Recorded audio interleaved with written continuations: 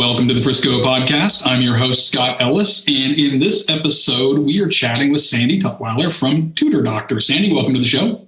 Thank you. Thanks for having us. You bet. It's good to have you here, and I think this is a very timely opportunity to chat with you about tutoring, the needs of students, and all those things that are kind of happening in the age of COVID that have parents concerned, worked up, trying to figure out what the best answer for their child may be. So before we get into all of that, tell us a little bit about Tutor Doctor and how you got started in doing this business.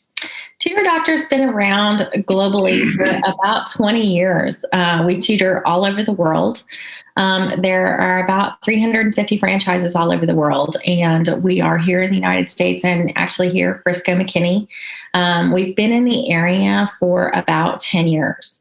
And so we've been partnering with the Frisco and McKinney schools primarily for the last 10 years, offering one-on-one private tutoring solutions for kids primarily K through 12.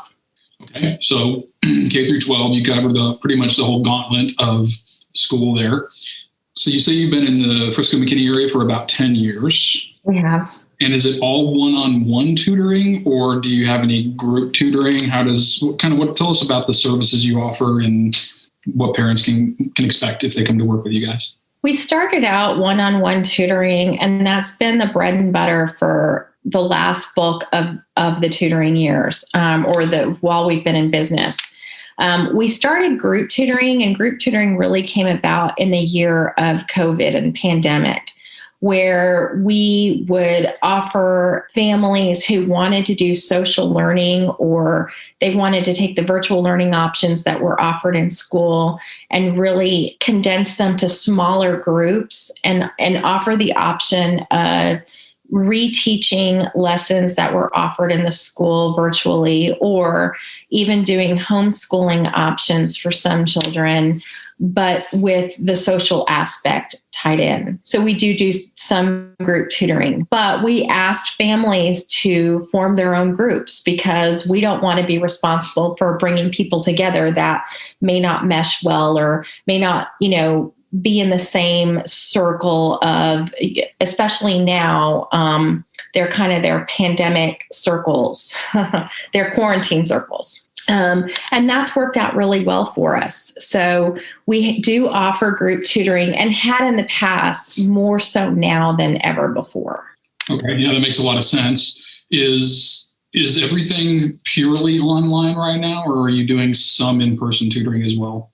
We are actually doing about 85% of the tutoring that we're doing is actually in person. Only about 15% is online, which is remarkable considering where we've come. In March, we went 100% online. And at the end of July, we started offering in-person solutions, again, taking into consideration families that needed to stay. We wear masks. We don't sit right next to each other anymore. We sit more across the table from each other. We're still social distancing, but we're tutoring one-on-one in-home in a very safe way. There were a few families this summer that asked us to tutor outside, and so we would tutor on a patio, a covered patio with a fan. But once it became a little safer, and as things have progressed, we have moved into the home. Okay, so I guess that's an interesting question. Does all the tutoring that is in person happen at the home, or do people come to you? We actually don't have any brick and mortar. Why we took off is that we're a very boutique solution that comes to you. It's one less errand that the parent has to run in running their children to and from tutoring. So we wanted to make it as convenient as possible for parents. And also, students learn better where they're most comfortable, and they're most comfortable in their home. Yeah, that makes a lot of sense. And I'm sure parents would be happy to have one less errand to run or one less place to take their kids. Speaking of the kids, I know one of the things we've heard a lot about is kids falling behind, or at least parents being concerned about their kids falling behind, when we've had so much virtual learning. It's just not quite the same as in person. What are you guys seeing on that front? And has that been a boost for you guys to try to help keep kids aligned with where they should be? We are seeing some kids falling behind, not everyone, but some. And what we're seeing is that the kids that have fallen behind are a little bit further in math than they are in reading. So, the news has come on to say that they're seeing kids falling about 30% behind in their math and 20% in their reading. I would say that's par for the course. What we're doing is we're spending an hour with a student, either 2 30-minute online sessions or an hour in person with a student, to try to help them focus on either math or reading or both, and just keep up with the class, keep up with the learning, make sure they're not falling behind, and then make sure they're getting those fundamentals stable. Okay. And then along those lines, testing is always a part of the whole educational process and evaluating where a child is. Are you, in addition to the regular tutoring, are we doing specific test prep for them? Or is this just kind of the normal sort of lesson tutoring, I guess, if you will? We do both. We do offer a couple of test prep. We have, about this time of year, we see parents very concerned about the STAR test that is given in Texas. And so we see a lot of parents worried about, is my child going to do well? How do I get my child's anxiety, lessened to really prepare for that test? This year, as I understand, they are going to be administering that test, but they're not going to be using the results in the same way. Certainly able to prepare them, but preparing them just means really focused on the fundamentals of reading and math. Writing, where they're giving a writing sample. We also do test prep for SAT and ACT, and that world has changed dramatically with COVID. Colleges are, in some cases, dropping the testing requirement and using that only for scholarship purposes. So we're trying to develop a test plan based on the individual's high school student and what they're looking for, where they're going to school, what their hopes and dreams are, so that we can try to figure out where they need to be. We offer a couple of diagnostic tests as a service. So upon enrollment, we're happy to give some learning assessments to elementary school students to see if their parents are really concerned about whether they've fallen behind. Then we're happy to assess them with a reading, a math, or both to see where they are. We also offer free practice SAT and ACT tests to help students as a starting point if they don't have a PSAT, or if they don't have another SAT or ACT that they've taken in the past, to use as a baseline.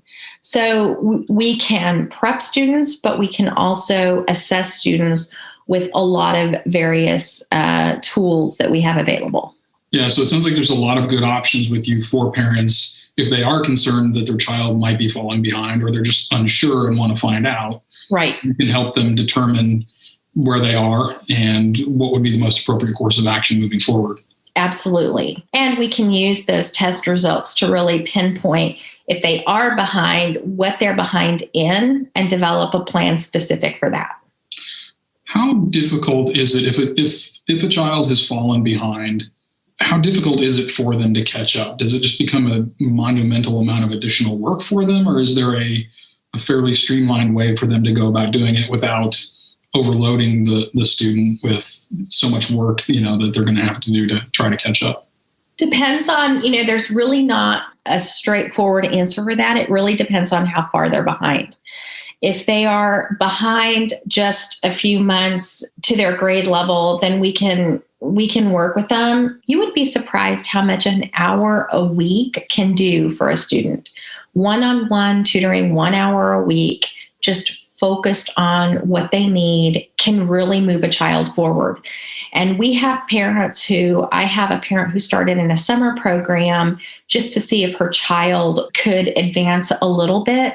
She renewed for the fall, and she's renewing again because she's realized as her daughter has come so far in just a few months, and it's 1 hour of tutoring a week. And we have seen her, she will catch up to her grade level and her peers this spring. And it's really exciting to see. Yeah, that's if great. they are a couple of years behind, we may need a couple of hours a week. But that is something that we could develop a plan, and we can make it in a way where it's not so overwhelming to the student. Good. And I guess at the same time, the opposite side of that coin is if a student is looking to get ahead, even if they're not behind, does tutoring have the same effect? Does spending an hour a week with you really help them sort of leap forward? If they're particularly ambitious or wanting to get into a certain school that's going to require them to be, top of their class in math or something like that. Same thing applies. It depends on what they want to get ahead on. We have a lot of students who do enrichment tutoring for that very reason. This is this is a time where students are very competitive, and getting into that school and getting that scholarship and getting that money and staying ahead, it takes a lot of work. And sometimes they just need that little extra nudge and that little extra edge. And so we can work with them in English and composition where the writing structure is such that they're delivering college-like essays or research while they're in high school. And we can advance them.